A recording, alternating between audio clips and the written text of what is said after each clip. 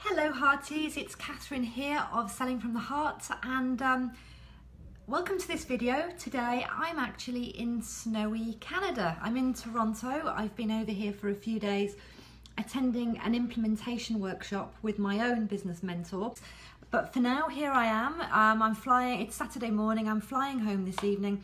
It's super snowy here. I'm going to see if I can, show you actually. Let's see. I don't know if you can really see, but it's absolutely been just snowing really heavily for about the past couple of days. So fingers crossed it's not going to affect my flight home this evening. So I wanted to record you a video while I'm out here and while I'm feeling inspired, because what I learned at the implementation workshop yesterday and the exercise we did was so useful, I thought I would share it with you. So this workshop was actually called Love on Your List. And the idea of it was to help us to plan our nurture content to send out to our communities. And you know, what I find and what I see so often with clients of mine and with people who join my programs is that very often they've developed a bit of a short-sighted approach to the way they go about marketing. So there's often, it's not always the case, but very often I find that there's quite a strong focus on where is the next new client coming from?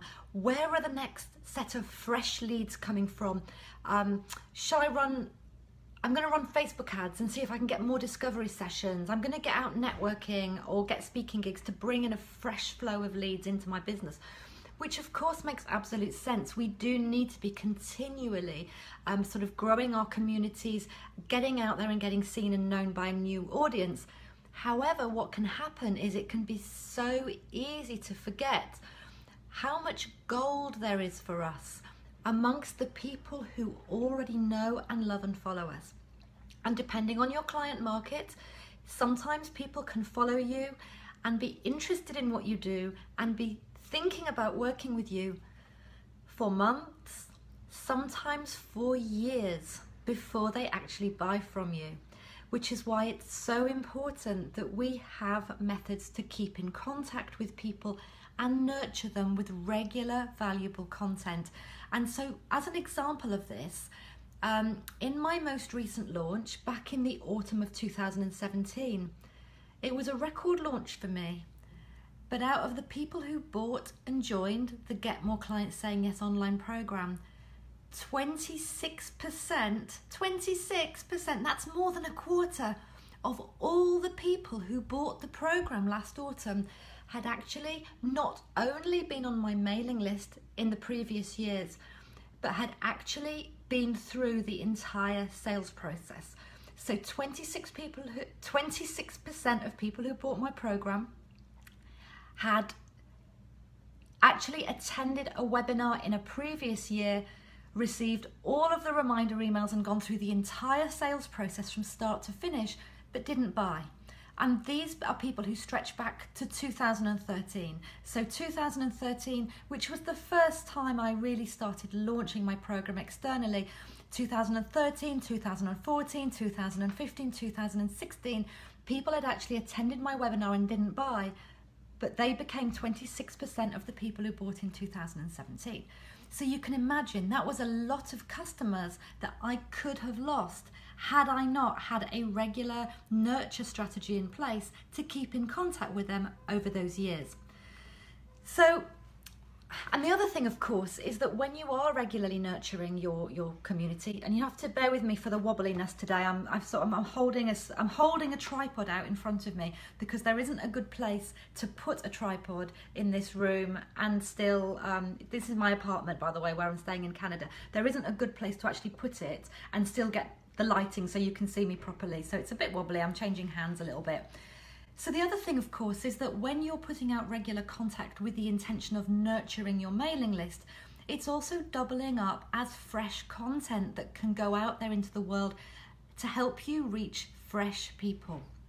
And so you're growing your audience with fresh people because your existing community might share your videos or your blog posts or your podcasts, or you might put them out on social media and they might get shared. So it's also it also becomes for me, my nurture strategy and my content marketing strategy are pretty much one and the same thing. It's the same content that's used for both purposes simultaneously. However, of course, you know, all of that's convincing, right? But if you're anything like me, I know that so often it's actually creating this nurture content that takes the back seat in our businesses. It's so easy to prioritize other things, to put the client work first, the accounts, the admin, to be focused on the immediate marketing. And I know how easy it is to let the nurture content and the content creation take a back seat. And so, you know, it's for all sorts of reasons. Some people get stuck on actually planning out the content.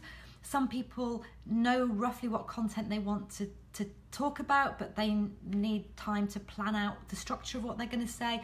For me, I tend to get blocked around the video creation, you know, needing to set up all the lighting, get it all looking right. And of course, here I am today with my iPhone and a tripod at the window, and no excuses today. So I want to share with you the process that we went through at this workshop that I've just attended, because we actually went through a process of planning out our nurture content, which, as I said, doubles as our marketing content for the next 12 months. So I thought this would be so useful for you as well if, like me, you sometimes get stuck around your content schedule. I'm going to talk you through the process that we followed. So step one of the process was survey your community. Now, I did this in advance of the workshop. You'll know this. You probably received the email, and you may even have responded to that survey. If you did, thank you so much.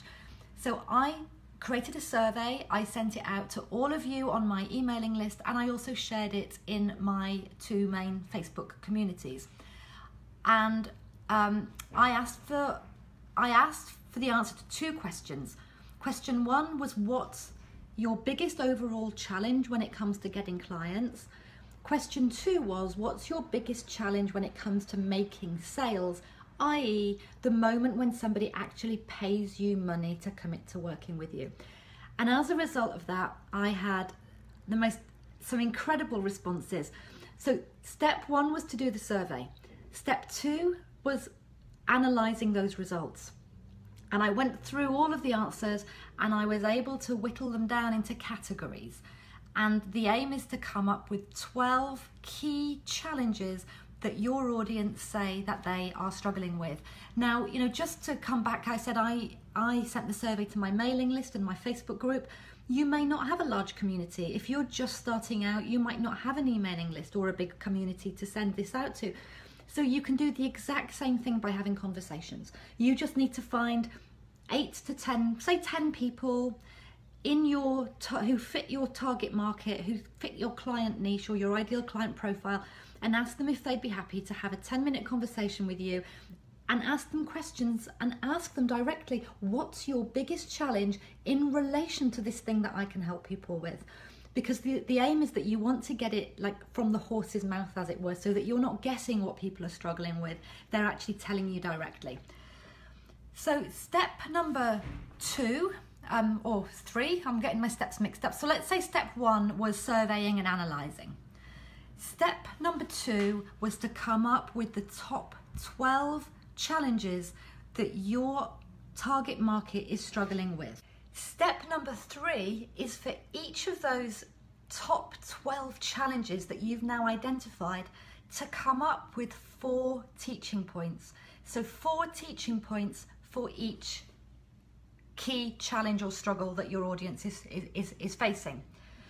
And then of course, if you've got 12 main challenges and 4 teaching points per challenge, can you see how you've now got the basic plan for 12 months worth of content? Whether you're delivering that content via blog posts, via videos, via podcast episodes, you've now got the bones of 12 months of content. So step number 4 is to come up with an outline. Now I'm going to adapt this a little bit from what I was taught at the workshop yesterday. So this is what I'd suggest that you come up with as an outline: to come up with a subject title for that particular topic and teaching point. Then come up with a key where you've got the key teaching point, but decide and flesh out a little bit what you're actually going to teach. Insert an example or a story, whether your own story or the story or an example of a client, to help you to illustrate that point and bring that point to life. Finish it off with a piece of practical advice. So actually instruct your audience, your reader or the person watching the video, to go and actually take some clear action as a result of what they've just learned. And then finally, a call to action, whatever that might be for you. Go and sign up for my free giveaway, come and join my free Facebook group, sign up for this webinar that's coming up.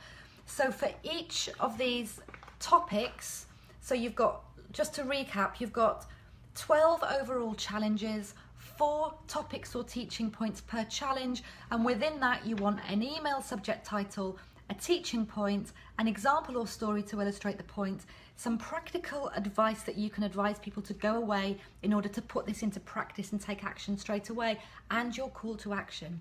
First of all, you've now got 12 months worth of content, so you don't need to struggle with planning that out. But the other great thing is that you've now got content that you're going to create that you know is exactly what your audience want to hear.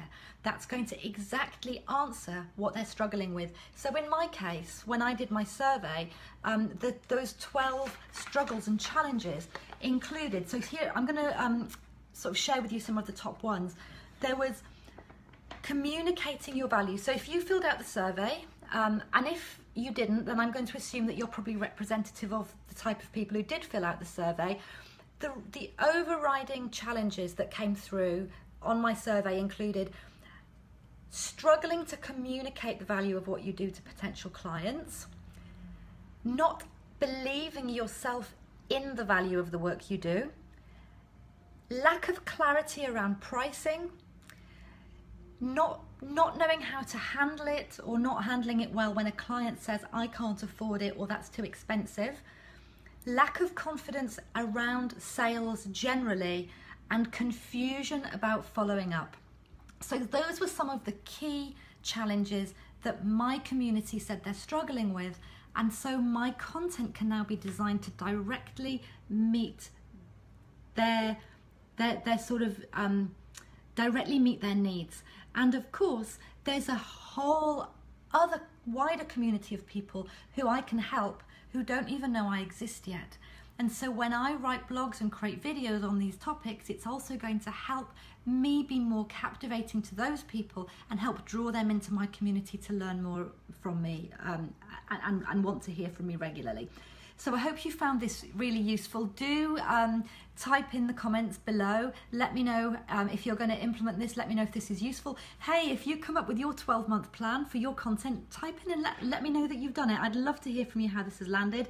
So I'm going to love you and leave you. I'm going to go and have a trudge around out there in this gorgeous Canadian snow. I've got a few hours before I need to head to the airport for my flight. By the time you read this, I'll be safely home in the UK and with a newfound appreciation for our beautiful mild UK winters as well. So thanks so much for listening. Hope you found this useful. Lots of love to you. Bye-bye.